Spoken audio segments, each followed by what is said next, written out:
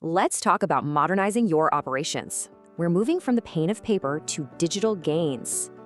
So are you still using paper and spreadsheets? A lot of companies are, but it causes huge headaches. I mean, it's slow, full of mistakes, and finding anything? Almost impossible, especially during an audit. But you know what? There is a much smarter way to get things done. Meet the digital register. It's basically a digital version of what you already use. The core idea is simple. If you're writing it now, it can be made digital. Think about it.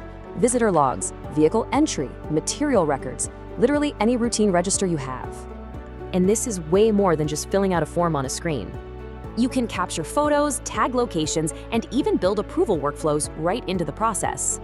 Okay, so what's the actual bottom line? What's the real value for your business? Well, the difference is just night and day. You go from slow and messy to instant and accurate. And the payoff is massive. You save time/errors and boost accountability across the board. Plus, you get 100% traceability. Every single entry has a complete digital trail. This really is the first, most powerful step toward true operational excellence. It makes everything faster, gives you way better control, and makes compliance an absolute breeze. So ask yourself, is your data helping you or holding you back? It's time to make it an asset.